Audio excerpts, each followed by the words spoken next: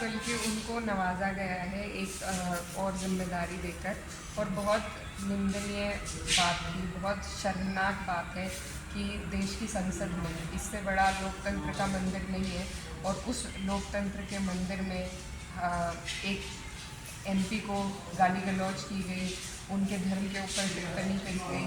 तो आज शर्म से हमारा सबका दिल महसूस गया है और बहुत ही परेशानी हुई ये बात सुनकर, लेकिन इस पर कोई कार्रवाई नहीं हुई है। आप ये सोचिए कि अगर उनके साथ संसद में ऐसा हो रहा है तो आम जनता जो रोज़ाना सड़क पर गुजर बसर कर रही है, मुसलमान जो सड़क पर गुजर बसर कर रहा है, उनके क्या हालात होंगे। ये बहुत ही चिंता का विषय है और इस पर प्रधानमंत्री जी की जो चुप्पी है वो उससे बहुत दिल टूटा है।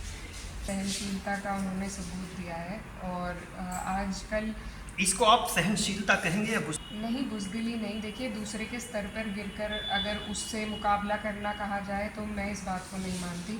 कल गांधी जी की जयंती है और उन्होंने भी यही बात सिखाई है कि अगर हमें अपने तरीके से लड़ाई लड़नी है, हम सब विरोध करते हैं, हम पुरजोर तरीके से इस बात का विरोध करते हैं, लेकिन अगर बदले में वो भी गाली देते तो ये बात भी सभी को बुरी लगती। तो मुझे लगता है उन्होंने सहनशीलता का सबूत दिया है कि उन्होंने, लेकिन ग्राउंड जो घटना थी जो भिदुड़ी जी के द्वारा की गई वो बहुत गलत घटना थी, लेकिन ये नहीं है कि किसी गलत घटना को गलत ही तरीके से उसका जवाब दिया जाए।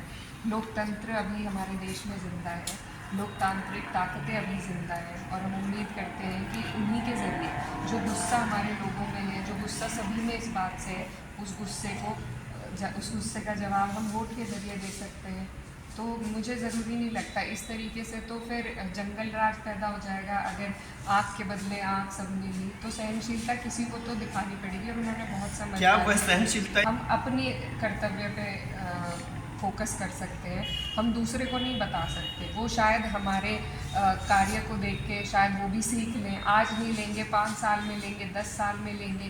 जब ये नफ़रत ख़त्म हो जाएगी, जब ये सरकार के द्वारा फैलाई गई नफ़रत ख़त्म हो जाएगी, तब शायद वो सोचने पर मजबूर हो।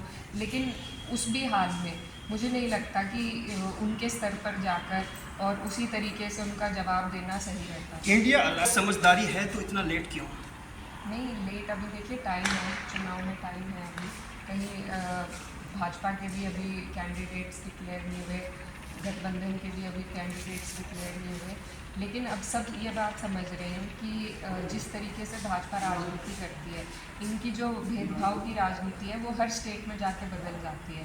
यहाँ हरियाणा में इनकी एंटी जाट पॉलिटिक्स है, वेस्टर्न यूपी की बात ले लें, यहाँ पर ये जाट समाज को साधना चाह रहे हैं।